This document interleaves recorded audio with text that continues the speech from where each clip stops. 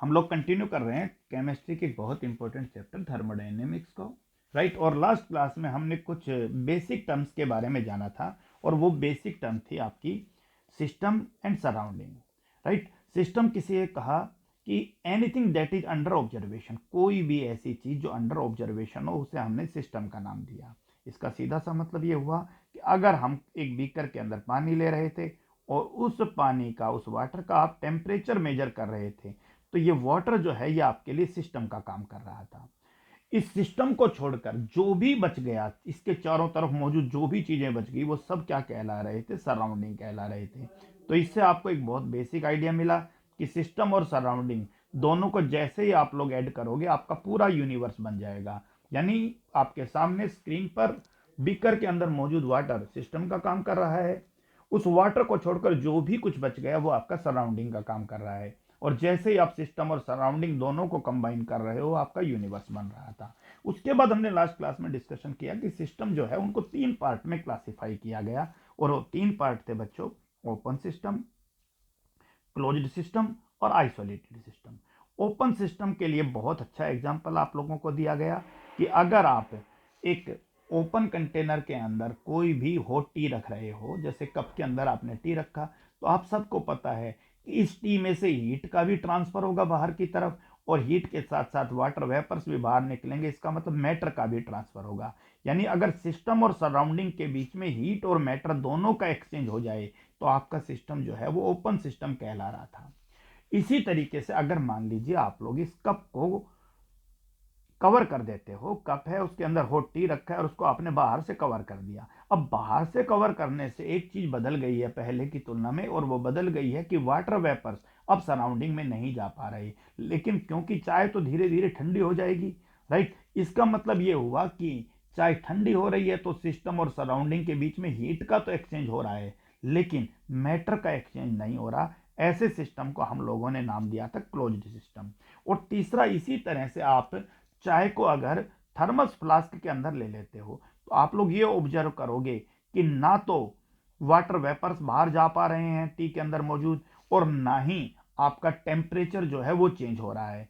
इसका मतलब चाय ठंडी नहीं हो रही है, तो ना तो हीट का ट्रांसफर हो रहा है और ना ही मैटर का ट्रांसफर हो रहा है। ऐसे सिस्टम को हम लोगों ने नाम दिया था आइसोलेटेड सिस्टम, राइट। इसके बाद आप कुछ छोटी छोटी चीजों के बारे में और समझिए, जिससे आपकी थर्मोडायनेमिक्स को लेकर समझ और ज्यादा मजबूत बनेगी। और वो टर्म्स क्या हैं? The first term is the macroscopic property of a system. क्योंकि हम लोगों ने सिस्टम को अभी पढ़ा है कि सिस्टम 3 तरह का है, ओपन है, क्लोज्ड है या आइसोलेटेड सिस्टम है। सो किसी भी सिस्टम की जो प्रॉपर्टी है वो इसके बल्क बिहेवियर पर डिपेंड करती है, and that property is called macroscopic property. So what is the meaning of this bulk behaviour, what is the meaning of macroscopic property? Firstly try to understand the meaning of macro. आप लोगों ने एक शब्द पहले भी सुना होगा, micro. Micro होता है कोई भी बहुत स्मॉल चीज है, और मैक्रो किसी लार्ज चीज को रिप्रेजेंट करता है। माइक्रो स्मॉल चीज को रिप्रेजेंट करता है, microscope, right. But it is not micro, it is macro, right. So macro जो है उसको आप यूं समझिए कि the property of a system which arises from the bulk behaviour of matter. किसी भी सिस्टम की वो प्रॉपर्टी जो उसके बल्क बिहेवियर पर डिपेंड करती है, और बल्क बिहेवियर का मतलब है कि जिन पार्टिकल से मिलकर आपका कोई सिस्टम बना है। तो सीधा सा मतलब है कि कोई भी मैटर इस दुनिया में हो, या तो वो बेटा एटम से मिलकर बना होगा लार्ज नंबर, या फिर वो लार्ज नंबर के मोलिक्यूल से मिलकर बना होगा, या वो फिर लार्ज नंबर के आयन से मिलकर बना होगा। पूरी यूनिवर्स के अंदर मौजूद हर सिस्टम, हर चीज या तो एटम से मिलकर बनी है, या मोलिक्यूल से मिलकर बनी है, या आयन से मिलकर बनी है। तो इन एटम, मोलिक्यूल और आयंस की लार्ज नंबर में प्रेजेंस जो है उसी को बल्क बिहेवियर कहा गया। बल्क का मतलब होता है जहां कोई चीज बहुत ज्यादा हो, राइट। जहां बहुत ज्यादा एटम हो उसे बल्क कहा गया, जहां बहुत ज्यादा मॉलिक्यूल्स हो उसे बल्क कहा गया, जब बहुत ज्यादा आयंस हो उसे बल्क कहा गया। इन तीनों का मिक्सचर भी अगर बहुत ज्यादा है कहीं पर तो उसे भी बल्क कहा गया। तो मैक्रोस्कोपिक प्रॉपर्टी किसी भी सिस्टम की वो प्रॉपर्टी जो उसके बल्क बिहेवियर के ऊपर डिपेंड करती है, उसे नाम दिया गया मैक्रोस्कोपिक प्रॉपर्टी। बल्क बिहेवियर का मतलब उसमें मौजूद लार्ज नंबर ऑफ एटम्स पर डिपेंड करे, या लार्ज नंबर ऑफ मॉलिक्यूल्स पे डिपेंड करे, या लार्ज नंबर ऑफ आयंस के ऊपर डिपेंड करे। Point is clear? Okay. Macroscopic property को दो पार्ट में क्लासिफाई किया गया। फिर से क्लियर कर लीजिए, किसे कह रहे हैं हम लोग macroscopic properties? The property of a system which depends upon the bulk behaviour of the system और bulk behaviour of the matter. और बल्क बिहेवियर शब्द का मतलब है कि जिन पार्टिकल से मिलकर आपका सिस्टम बना है, राइट। तो अगर कहीं भी किसी सिस्टम में बहुत ज्यादा एटम्स हैं तो वो प्रॉपर्टी एटम्स के ऊपर डिपेंड करेगी, राइट। मॉलिक्यूल्स है तो मॉलिक्यूल्स पर डिपेंड करेगी। तो the property of system which arises from the bulk behavior of matter is called macroscopic property and it is of two types. The macroscopic property को दो तरह से क्लासिफाई किया गया, डिवाइड किया गया। The first property is called extensive property. The first property is extensive property and the second property is intensive property. Intensive property. So extensive property किसी भी सिस्टम की वो प्रॉपर्टी है जो उस सिस्टम में मौजूद अमाउंट ऑफ सब्सटेंस पे डिपेंड करती है। एक्सटेंसिव प्रॉपर्टी किसी भी सिस्टम की वो प्रॉपर्टी है विच depend upon amount of substance. For example, किसी भी सिस्टम के अंदर अगर अमाउंट ऑफ सब्सटेंस ज्यादा है तो हम एक्सपेक्ट कर रहे हैं उसका मास ज्यादा है। अगर किसी सिस्टम में अमाउंट ऑफ सब्सटेंस ज्यादा है, हम लोग एक्सपेक्ट कर रहे हैं कि उसका वॉल्यूम ज्यादा है। क्लियर हो गया? किसी में अमाउंट ऑफ सब्सटेंस ज्यादा है तो हम एक्सपेक्ट कर रहे हैं कि उसका सरफेस एरिया ज्यादा है। इसका मतलब ये हुआ कि मास, वॉल्यूम, सरफेस एरिया, ये तीनों ही किसी सिस्टम की कौन सी प्रॉपर्टी में कंसिडर्ड किए जाएंगे? ये किए जाएंगे एक्सटेंसिव प्रॉपर्टी, क्योंकि ये डिपेंड करते हैं अमाउंट ऑफ सब्सटेंस। आप देखिए, आपके पास शुगर है और आपके पास दो अलग अलग बाउल्स के अंदर शुगर, एक छोटे बाउल के अंदर शुगर और एक बड़े बाउल के अंदर शुगर, और दोनों आपके कंप्लीटली फिल हैं शुगर से। क्योंकि पहले में अमाउंट ऑफ शुगर कम है तो मास कम है, दूसरे में अमाउंट ऑफ शुगर ज्यादा है तो मास ज्यादा है। अमाउंट ऑफ शुगर ज्यादा है तो वॉल्यूम भी ज्यादा है, अमाउंट ऑफ शुगर ज्यादा है तो सरफेस एरिया भी ज्यादा है। बस ज्यादा या कम की नहीं है, बात है कि प्रॉपर्टी डिपेंड कर रही है किसके ऊपर? अमाउंट ऑफ सब्सटेंस के ऊपर। So it is called extensive property, right. So macroscopic property को दो पार्ट में डिवाइड किया गया है, extensive property, intensive property. The intensive property ये सिस्टम की वो प्रॉपर्टी है जो अमाउंट ऑफ सब्सटेंस पर इंडिपेंडेंट होती है, विच इज इंडिपेंडेंट ऑफ, यानी I write here depend upon amount of substance, जो सब्सटेंस के अमाउंट पे डिपेंड करती है, but it is independent. Independent का मतलब है कि डिपेंड नहीं करती है, independent, right, of amount of substance, जो अमाउंट ऑफ सब्सटेंस पर डिपेंड नहीं करता है, राइट। जैसे कि आपका सिस्टम का टेम्परेचर, सिस्टम का टेम्परेचर अमाउंट ऑफ सब्सटेंस पर डिपेंड नहीं करता है। सिस्टम का प्रेशर जो है वो अमाउंट ऑफ सब्सटेंस पर डिपेंड नहीं करता है, राइट। और कैसे अमाउंट ऑफ सिस्टम पर डिपेंड नहीं करता है ये मैं आप लोगों को समझाता हूं। कि मान लीजिए आपके पास इस बीकर के अंदर हॉट वाटर है, this beaker contains hot water, right, and you measure the temperature of this water is 90 degree Celsius. आपके पास इस बीकर में गर्म पानी है और आपने इसके टेम्परेचर को ऑब्जर्व किया 90 degree Celsius. Now transfer a little amount of water into another beaker, और आप इसमें से थोड़ा सा पानी कुछ दूसरे बीकर में ट्रांसफर कर दीजिए। The still the temperature is 90 degree Celsius. इसका मतलब ये हुआ कि जहां ज्यादा अमाउंट है वहां भी 90, जहां कम अमाउंट है वहां भी 90, राइट। आप और समझ सकते हो कि मान लीजिए आपके पास इस कंटेनर में वाटर था और पूरे वाटर का टेम्परेचर 90 डिग्री सेल्सियस है। फिर आप अचानक बीच के अंदर एक कोई भी प्लेट लगा देते हो इस तरह से। अब वाटर जो है वो दो पार्ट में डिवाइड हो गया है, एक तरफ वाटर कम हो गया है और एक तरफ वाटर ज्यादा हो गया है, लेकिन फिर भी इस पार्ट में भी टेम्परेचर 90 डिग्री सेल्सियस है और इस पार्ट में भी टेम्परेचर 90 डिग्री सेल्सियस। इसका मतलब टेम्परेचर अमाउंट ऑफ सब्सटेंस पर डिपेंड नहीं कर रहा है, लेकिन अब देखिए वॉल्यूम चेंज हो गया है। पहले में वॉल्यूम और दूसरे के अंदर वॉल्यूम दोनों डिफर हो गए हैं। अब दोनों के अंदर वॉल्यूम, क्योंकि अमाउंट ऑफ सब्सटेंस जहां कम है वहां वॉल्यूम कम है, अमाउंट ऑफ सब्सटेंस जहां ज्यादा है वहां वॉल्यूम ज्यादा है, तो वॉल्यूम चेंज हो रहा है, टेम्परेचर चेंज नहीं हो पा रहा है। राइट, इसी एग्जांपल को चलिए एक बार फिर से समझते हैं ताकि एक्सटेंसिव और इंटेंसिव प्रॉपर्टी दोनों क्लियर हो। एक्सटेंसिव प्रॉपर्टी को कहा गया है कि अगर आपका कोई भी सिस्टम है और उस सिस्टम की प्रॉपर्टी अमाउंट ऑफ सब्सटेंस पर डिपेंड करती है तो उसे एक्सटेंसिव कहा, और अमाउंट ऑफ सब्सटेंस से इंडिपेंडेंट होती है तो उसे हमने इंटेंसिव प्रॉपर्टी नाम दिया। For example, let us take this is a container, right, and it have mass m, volume v, temperature t and pressure p. Now we divide it into two equal parts, और हम इसको इस substance को दो equal part में divide कर देते हैं। कितने पार्ट में डिवाइड कर देते हैं? दो इक्वल पार्ट में डिवाइड कर देते हैं, राइट। और दो इक्वल पार्ट में डिवाइड करने से क्या हुआ, मान लीजिए मैंने यहां कर दिया। अब आपको पता है मास जो है वो दोनों पार्ट में हाफ हाफ चला जाएगा, वॉल्यूम जो है वो दोनों पार्ट के अंदर हाफ हाफ चला जाएगा, लेकिन टेम्परेचर दोनों ही पार्ट का सेम रहेगा और प्रेशर दोनों ही पार्ट का सेम रहेगा। इसका सीधा सा मतलब बच्चों ये निकल के आया कि मास और वॉल्यूम जो हैं ये दोनों अमाउंट ऑफ सब्सटेंस पर डिपेंड करते हैं, और अमाउंट ऑफ सब्सटेंस पर डिपेंड करते हैं तो इसको हमने नाम दे दिया एक्सटेंसिव प्रॉपर्टी। जबकि टेम्परेचर और प्रेशर जो है वो आपके अमाउंट ऑफ सब्सटेंस पर डिपेंड नहीं करते, तो इसलिए हमने उनको नाम दे दिया इंटेंसिव प्रॉपर्टी, राइट। सो आप लोग इस पॉइंट को यूं समझ सकते हो। तो अभी हम जिस टॉपिक पर बात कर रहे थे that is the macroscopic property.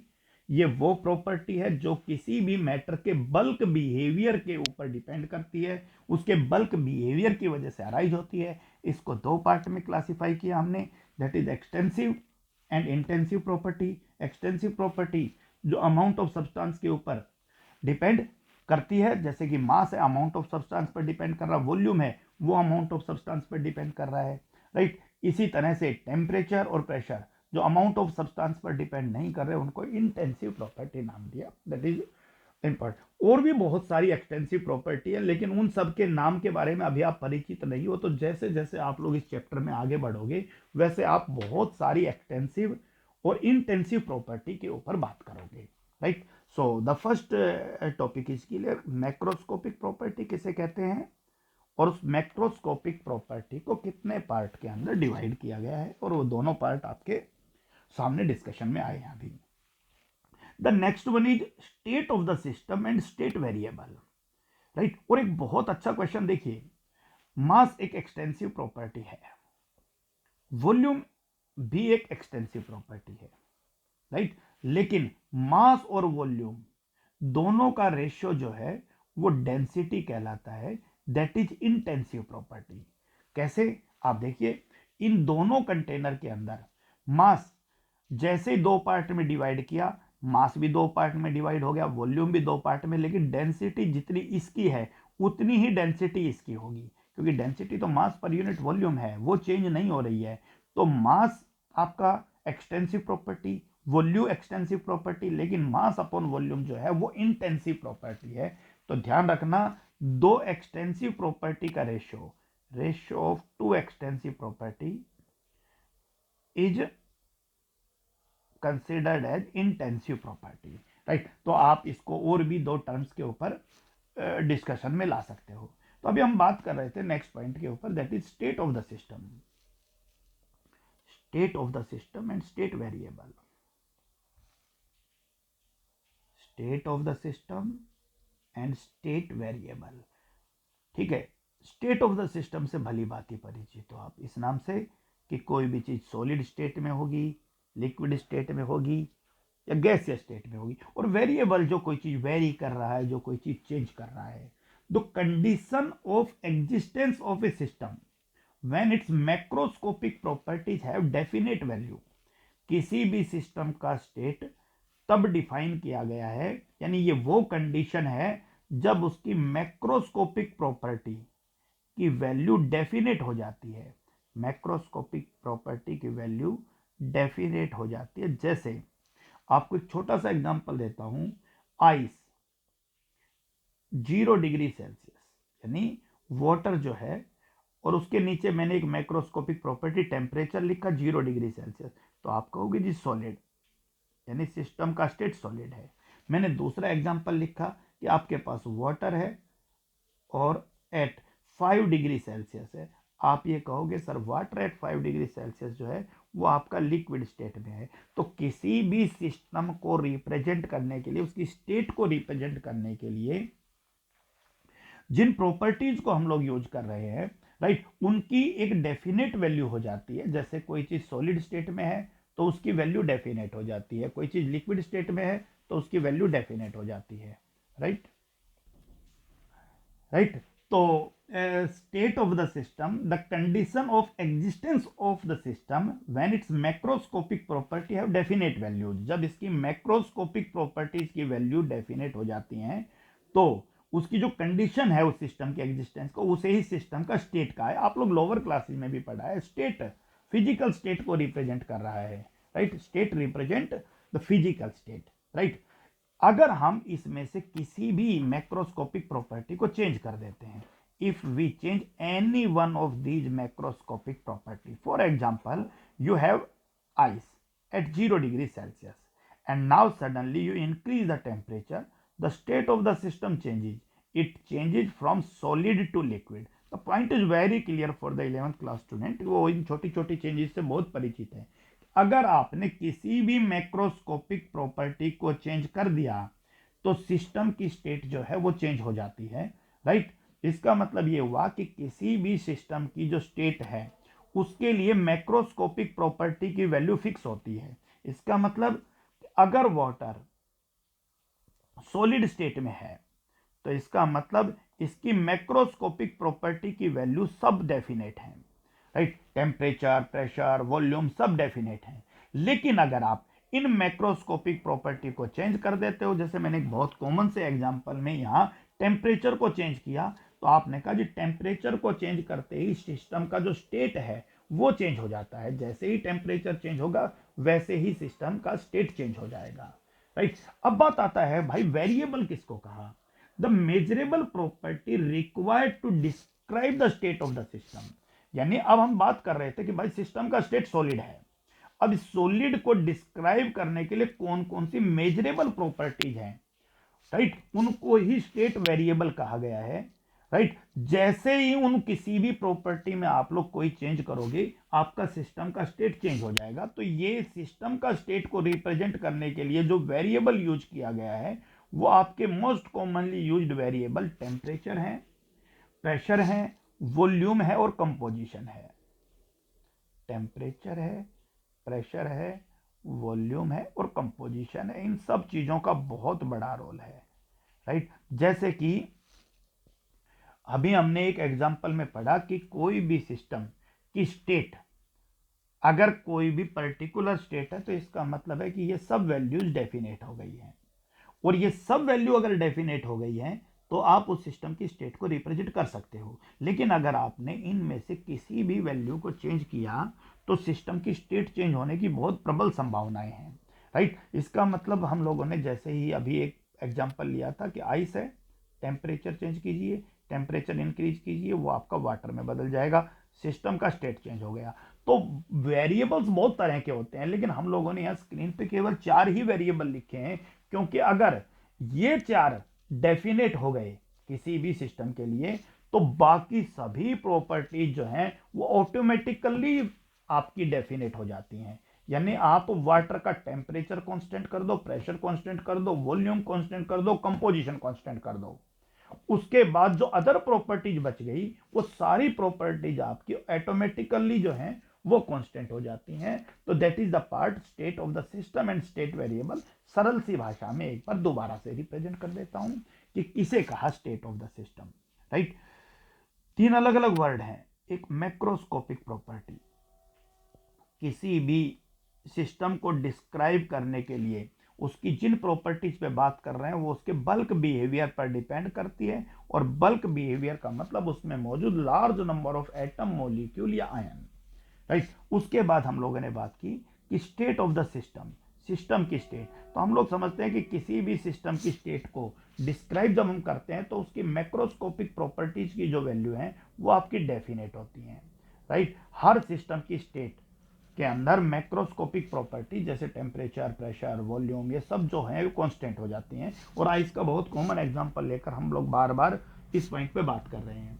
दूसरी बात आती है कि अगर हम इनमें से किसी भी मैक्रोस्कोपिक प्रॉपर्टी को चेंज कर देते हैं तो सिस्टम की स्टेट चेंज हो जाती है। इसको हमने बहुत अच्छे आइस के एग्जांपल्स को लेकर समझा था। और उसके बाद फाइनली डिस्कशन ये आया कि जो मेजर स्टेट वेरिएबल है वो आपके टेम्परेचर है, प्रेशर है, वॉल्यूम है और आपका कंपोजिशन है। अगर आप इन चारों को कांस्टेंट कर देते हो तो बाकी जितनी भी प्रॉपर्टीज आपकी इसकी बच गई वो सारी ऑटोमेटिकली जो है वो कांस्टेंट हो जाती हैं, डेफिनेट हो जाती हैं। This is the second part, right. अब बात आती है स्टेट फंक्शन, और ये सभी पॉइंट आपके तब और अच्छे क्लियर होते जाएंगे जब ये एप्लीकेशंस में आएंगे, जब आप इस चैप्टर के साथ साथ जिन भी टर्म्स को पढ़ोगे उनको पढ़ोगे, स्टेट वेरिएबल है या नहीं है, स्टेट फंक्शन है या नहीं है, आप लोग पढ़िए। State function, right. State function किसी सिस्टम की वो प्रॉपर्टी है जो सिस्टम के स्टेट को रिप्रेजेंट कर रहा है, स्टेट के ऊपर डिपेंड कर रहा है, whose value depends only upon the state of the system, right. जो पाथ के ऊपर डिपेंड नहीं कर रहा है, यानी आपके पास एक सॉलिड है और आपके पास एक लिक्विड है, तो आप एक बात कह सकते हो कि टेम्परेचर चेंज हुआ है।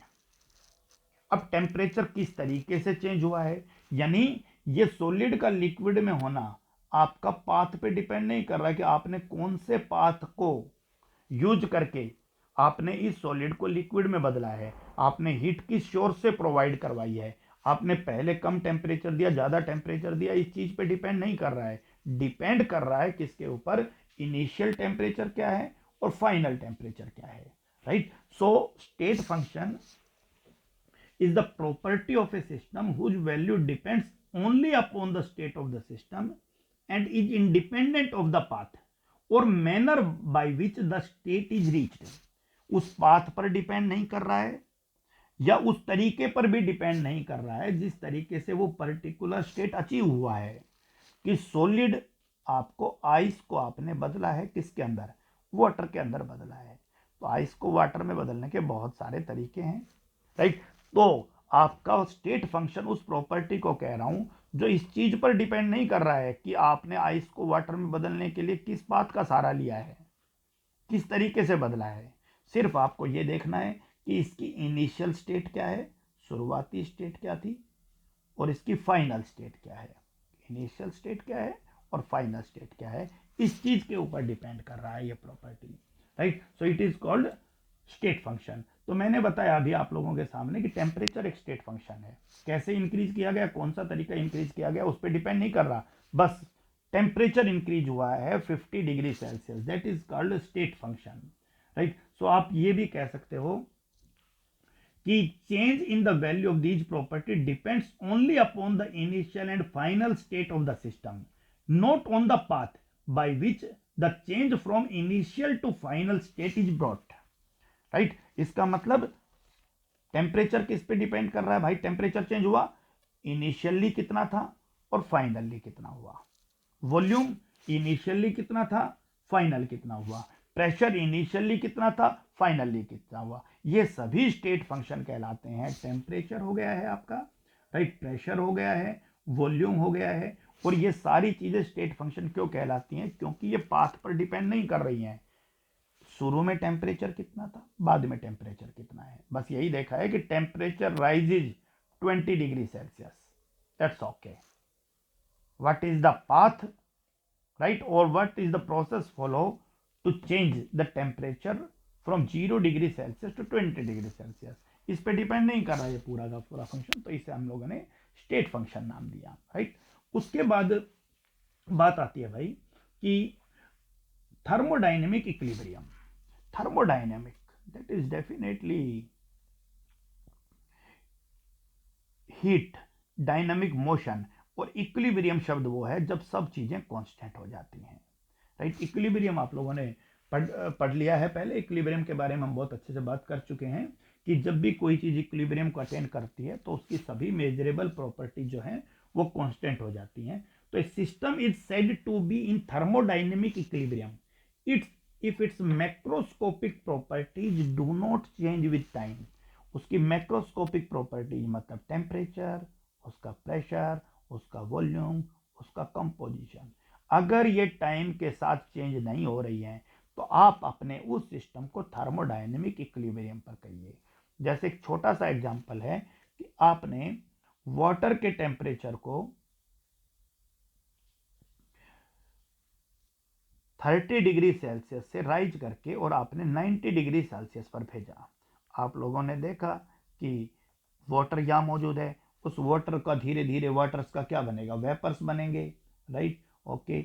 और वेपर्स आपके स्पेस में आते जाएंगे, फिर वेपर वापस में टकराएंगे और दोबारा से वाटर बदलने लग जाएंगे और एक रिवर्सेबल प्रोसेस शुरू हो जाएगा। पहले आपका वाटर था वो किस में बदल रहा था, वेपर के अंदर बदल रहा था। उसके बाद एक रिवर्स प्रोसेस शुरू हुआ जिसमें हमने कहा कि वेपर जो है वो वाटर के अंदर बदल रहा है। ऐसी प्रोसेस को आप लोग रिवर्सेबल प्रोसेस कहते हो। हम लोग अभी अगले 2-3 मिनट में इस पॉइंट पे भी दोबारा से बात करेंगे, राइट। एक ऐसी प्रोसेस आ गई कि वाटर और वेपर दोनों एक दूसरे के लिए रिवर्सेबल कंडीशन शो कर रहे हैं, यानी वाटर वेपर में बदल रहा है और वेपर जो है वो वाटर में बदल रहा है। जैसे जैसे ये प्रोसेस थोड़ा समय लेगी वैसे वैसे एक ऐसी स्थिति आ जाएगी कि जिस स्पीड से वाटर वेपर में बदल रहा है उसी स्पीड से वेपर वाटर के अंदर बदलने लग जाएगा।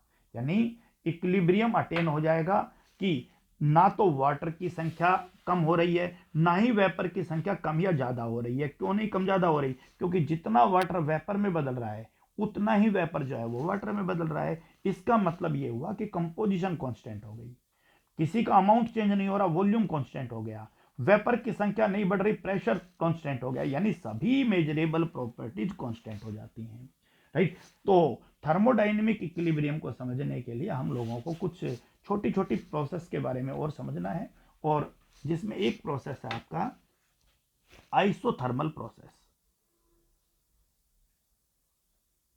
आइसोथर्मल, आइसो शब्द जहां कुछ सेम हो और थर्मल जहां पर टेम्परेचर सेम हो।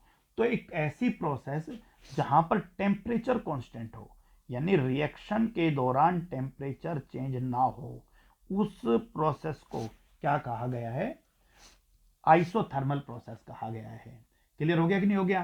ध्यान रखिएगा कि एक सिस्टम है और उस सिस्टम को आपने हीट दिया, लेकिन आपने उस सिस्टम को हीट देने पर उस सिस्टम का टेम्परेचर चेंज नहीं हो रहा, राइट, तो आप उसको आइसोथर्मल कहोगे। आप लोगों ने एक छोटा सा एग्जांपल पढ़ा था कि आप लोग जब आइस के पीसेज को हीट कर रहे थे, राइट, तो उस कंडीशन के अंदर आप लोग उसको हीट दे रहे थे, हीट दे रहे थे, आइस को मेल्ट करना चाह रहे हो, आपने हीट दिया, राइट।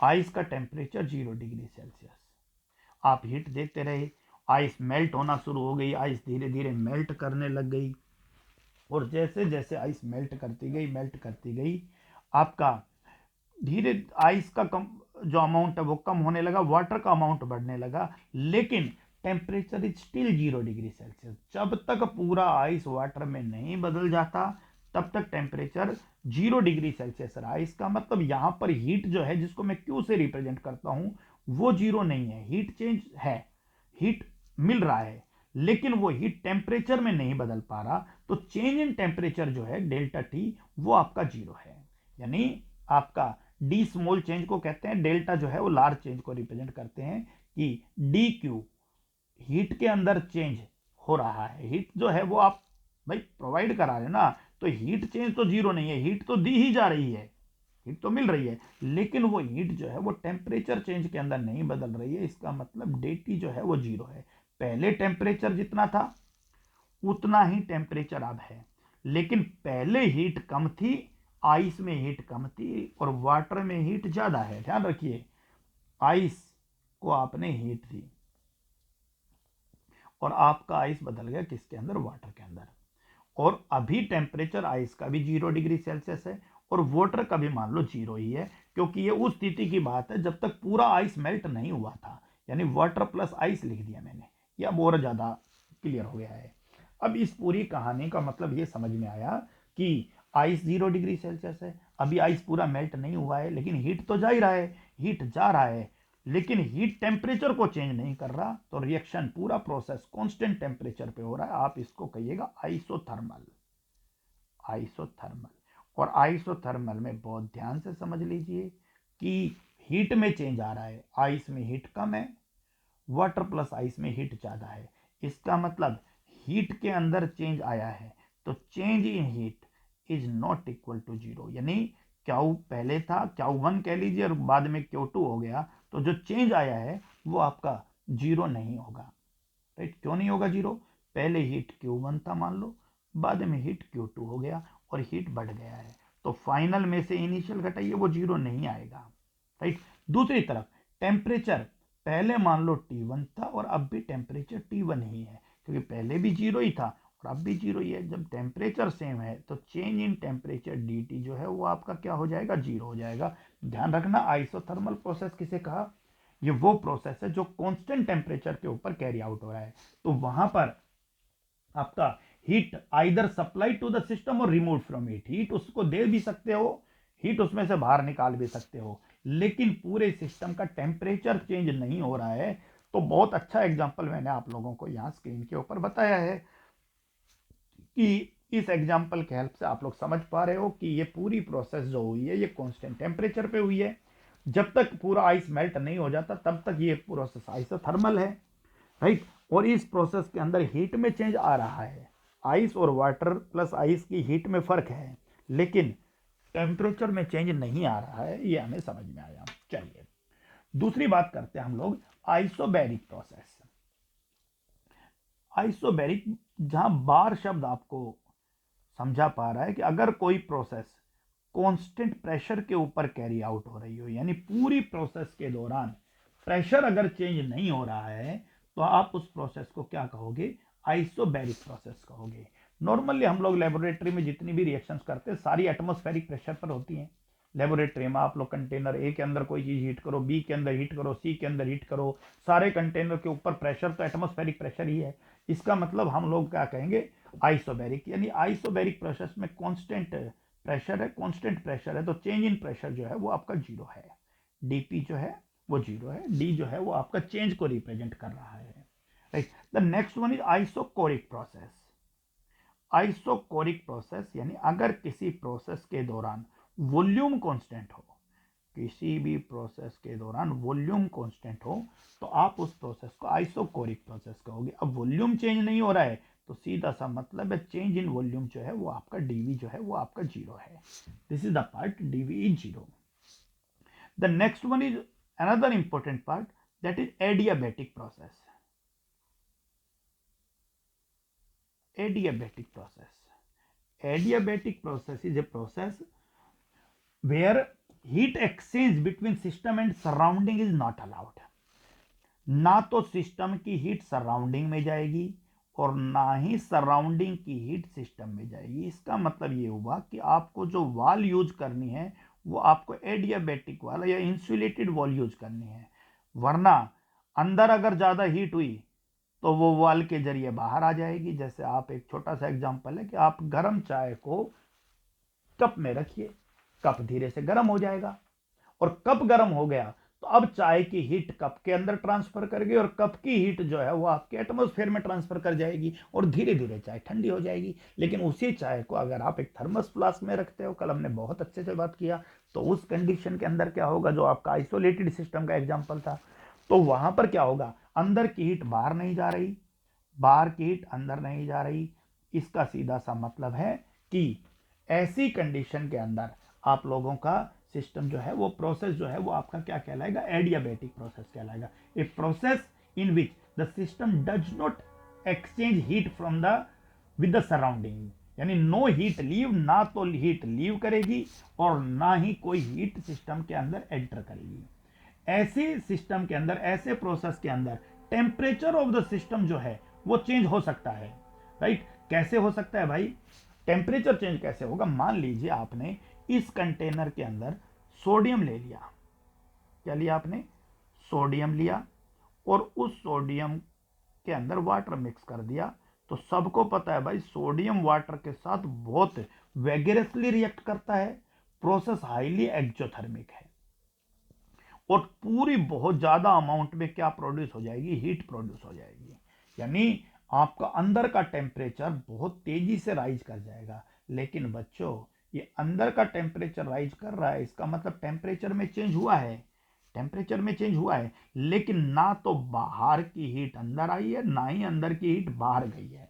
यानी प्रोसेस आपका एडियाबेटिक इसलिए है, एडियाबेटिक इसलिए कहलाया जा रहा है क्योंकि हीट ना तो सिस्टम को लीव कर रही है, ना ही हीट सिस्टम में एंटर कर रही है। राइट, तो the system in which such process occurs are thermally insulated from the surrounding. और आपको पता है ये थर्मली इंसुलेटेड है, इनके लिए आपको जो इस वाल की जरूरत होती है वो आपकी इंसुलेटर होती है। इंसुलेटर का मतलब है वो हीट को अपने अंदर से नहीं गुजरने देती। इस तरह की वॉल जो अपने अंदर से हीट एक्सचेंज को नहीं होने देती है उसे एडियाबेटिक वाल कहेंगे।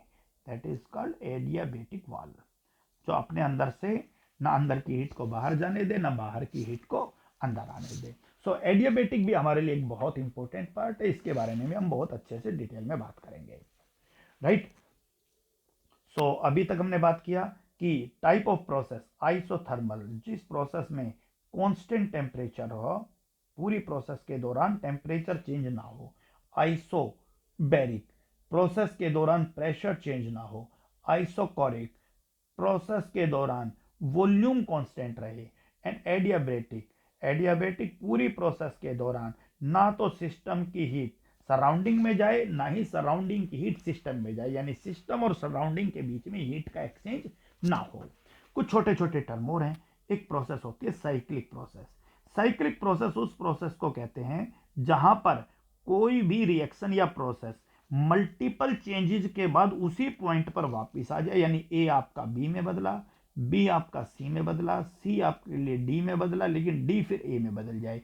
तो मल्टीपल स्टेप्स के बाद अगर कोई प्रोसेस उसी जगह वापस आ जाती है तो इस प्रोसेस को हम लोग साइक्लिक प्रोसेस कहते हैं। और साइक्लिक प्रोसेस का आप लोगों ने लोअर क्लासेज में बहुत यूज किया है। आप लोगों ने वाटर साइकिल के बारे में पढ़ा है। और होता क्या है कि सी वाटर जो है वो एवोपरेट होता है, एवोपरेट होकर वो क्लाउड का फॉर्मेशन करता है, उसके बाद क्लाउड आपस में स्ट्राइक करके और दोबारा से वाटर में बदल के और वाटर आपका नीचे आ जाता है। इसका मतलब ये एक साइक्लिक प्रोसेस है जहाँ वाटर से वेपर बना, वेपर से फिर कंडेंस हुआ, कंडेंस होकर फिर से आपका वाटर के अंदर कन्वर्ट हो गया। तो मल्टीपल चेंजेस के बाद किसी प्रोसेस का वापिस उसी जगह पर आ जाना साइक्लिक प्रोसेस कहलाता है। तो इस पॉइंट को लेकर भी हम लोग इस चैप्टर में आगे बात करेंगे। अभी हल्का हल्का इंट्रोडक्शन चल रहा है, डिटेल्स एक्सप्लेनेशन नहीं है ये। राइट, क्योंकि ये जैसे ही चीजें एप्लीकेशंस में आएंगी कल से हम इस चैप्टर को ऑफिशियली शुरू कर देंगे। One is reversible process and other one is irreversible process. Reversible और इरिवर्सेबल प्रोसेस को समझने के लिए अभी हमने एक एग्जांपल लिया था थोड़ी देर पहले कि आप एक कंटेनर लीजिए और उस कंटेनर के अंदर वाटर ले लीजिए और फिर आप उस कंटेनर को क्या करिए? हीट करिए। हीट करने पर क्या ऑब्जर्व करोगे आप लोग कि धीरे धीरे वाटर जो है वो आपका वेपर में बदलने लग जाएगा और एक समय ऐसा आएगा जब पूरा वाटर खत्म हो जाएगा। राइट, इसका मतलब इस रिएक्शन में आपकी प्रोसेस जो है वो एक ही डायरेक्शन में हो रही है कि वाटर जो है वो आपका वाटर वेपर में बदल रहा है, वाटर वेपर के अंदर बदल रहा है। राइट, इस प्रोसेस को हम लोग केमिस्ट्री के अंदर इरिवर्सेबल रिएक्शन कहते हैं, इरिवर्सेबल प्रोसेस कहते हैं। लेकिन एज सुन एज, क्योंकि एक ही डायरेक्शन में हो रहा है, इफ यू कवर इट, आप इसको एक ढक्कन से कवर कर देते हो, अब क्या होगा भाई कि वाटर वेपर में तो बदल ही रहा था, लेकिन वेपर जैसे ही कंटेनर की वॉल के साथ टकरा रहे हैं और आपस में टकरा रहे हैं, आपके वेपर जो हैं वो भी दोबारा से टकरा टकरा कर किसके अंदर? वाटर में बदलने लग जाएंगे। यानी इस समय आपकी प्रोसेस दोनों डायरेक्शन में हो रही है, water to water vapour and water vapour to water. इस स्थिति के अंदर इस प्रोसेस को रिवर्सेबल रिएक्शन कहा जाएगा। और रिवर्सेबल रिएक्शन लिखने के लिए आप लोग दो अपोजिट हाफ हेडेड एरो का इस्तेमाल करते हो। यानी वाटर जो है वो किस में बदल गया है? वेपर के अंदर बदल गया है। यानी जब तक कंटेनर आपका ओपन था तब तक आपकी प्रोसेस इरिवर्सेबल थी, लेकिन जैसे ही आपने इसको कवर किया वैसे ही आपका प्रोसेस जो है वो क्या हो गया है, रिवर्सेबल हो गया। और आप लोग इस बात से परिचित हो और आगे के चैप्टर इक्विलिब्रियम में आप लोग इस चीज़ को पढ़ भी लोगे, जो स्टूडेंट पहले पढ़ भी चुके हैं, कि जैसे जैसे ये प्रोसेस कंटिन्यू रहेगी दोनों की स्पीड इक्वल हो जाएगी और आपकी प्रोसेस इक्विलिब्रियम को अटेन कर लेगी। वो हम इक्विलिब्रियम चैप्टर में बात कर लेंगे। तो that is reversible and irreversible process, right. अब मैं मान लीजिए कुछ छोटा छोटा क्वेश्चन आपसे पूछूं कि आप मुझे बताइए कि सिस्टम ओपन सिस्टम है या क्लोज्ड सिस्टम है या आइसोलेटेड सिस्टम है। एक बीकर है और उसमें हमने बॉइलिंग वाटर ले लिया, उबलता हुआ पानी ले लिया, बॉइलिंग वाटर लिया है हमने एक बीकर के अंदर। अब आप कहोगे जी वाटर भी बाहर चला जाएगा और पानी भी ठंडा हो जाएगा, तो सिस्टम कैसा हुआ आप लोग खुद जांच कर लीजिएगा, राइट। दूसरा है एक chemical reaction takes place in an enclosed flask. एक फ्लास्क है और उसके अंदर कोई भी रिएक्शन हो रही है, फ्लास्क क्लोज्ड है, तो फ्लास्क क्लोज्ड है तो कोई भी चीज बाहर नहीं निकल पाएगी। लेकिन फ्लास्क है तो टेम्परेचर तो आपका यहाँ से यहाँ और यहाँ से यहाँ वाल के थ्रू हो सकता है, तो टेम्परेचर चेंज हो रहा है, मैटर का एक्सचेंज नहीं हो रहा। आप चेक कीजिए कि इस प्रोसेस को आप लोग कौन सी टाइप का सिस्टम नाम दोगे, राइट। ओपन, क्लोज या आइसोलेटेड। आपने एक कप के अंदर टी रखा है टेबल के ऊपर, आप लोग चेक करिए कि ये कौन सा सिस्टम है, क्योंकि यहाँ पर हीट और मैटर दोनों का एक्सचेंज हो रहा है। Hot water placed in a perfectly insulated closed container. आप लोग एक perfectly insulated close container, let us suppose you take thermos flask, और इसके अंदर आप लोगों ने वाटर ले लिया है। अब आप चेक कीजिए कि यहाँ से ना तो हीट का एक्सचेंज हो रहा है ना ही मैटर का एक्सचेंज किसी तरीके से हो रहा है, राइट। तो ये किस तरह का एग्जाम्पल है। आप लोग एक थर्मस फ्लास्क के अंदर हॉट कॉफी ले लीजिए, तो आप लोग चेक कीजिए कि ये किस तरह का सिस्टम है, आपका ओपन सिस्टम है या क्लोज्ड सिस्टम है, इसके बारे में आप लोग बात करोगे, राइट। एक क्वेश्चन मैं ये पूछ रहा हूं कि इनमें से आप ये बताइए कि इनमें से कौन सा स्टेट फंक्शन है। Height of the hill, right, hill की हाइट, राइट, ये आपके लिए स्टेट फंक्शन है या नहीं है। आपको पता है कि हिल की हाइट उस हिल के लोवेस्ट पॉइंट और उसके हाईएस्ट पॉइंट के बीच की डिस्टेंस है। अब आप इसको किसी भी इंस्ट्रूमेंट से मेजर करिए भाई, राइट। ये आपके इस चीज पर डिपेंड नहीं करेगा, ये किस चीज पर डिपेंड करेगा। और फिर मैं दोबारा से रिप्रेजेंट करता हूं, स्टेट फंक्शन जो पाथ पर डिपेंड नहीं करता, इनिशियल और फाइनल पॉइंट पर डिपेंड करता है, वही स्टेट फंक्शन कहलाता है, राइट। तो ये स्टेट फंक्शन है, राइट, क्योंकि हाइट जो है वो यहाँ और यहाँ इस पर ही डिपेंड कर रहा है भाई, समझ में आ गया। और हाइट आपको पता है किसी भी चीज के बीच की मिनिमम डिस्टेंस है, स्ट्रेट लाइन आपको खींचनी है, राइट। लेकिन दूसरा question, distance travelled in climbing the हिल। आपके पास ये हिल है और इस हिल को क्लाइंब करने के लिए अब एक व्यक्ति यहां से चढ़ा और एक व्यक्ति यहां से चढ़ा, तो ये मामला तो पाथ पे डिपेंड कर रहा है भाई, दोनों अलग अलग डिस्टेंस ट्रेवल कर रहे हैं। इसका मतलब डिस्टेंस ट्रेवलिंग स्टेट फंक्शन नहीं है, डिस्टेंस ट्रेवलिंग स्टेट फंक्शन नहीं है, लेकिन हाइट जो है वो आपका स्टेट फंक्शन है। क्लियर हो गया कि नहीं हो गया। तो आप इस एग्जांपल से आप लोग स्टेट फंक्शन को भी बहुत अच्छे से समझ पा गए होंगे। तो कल हम लोग ऑफिशियली इस थर्मोडायनेमिक चैप्टर को शुरू कर देंगे। अभी तक हम लोग थर्मोडायनेमिक्स से जुड़ी कुछ बेसिक टर्म्स के ऊपर बात कर रहे थे। So that's all for today.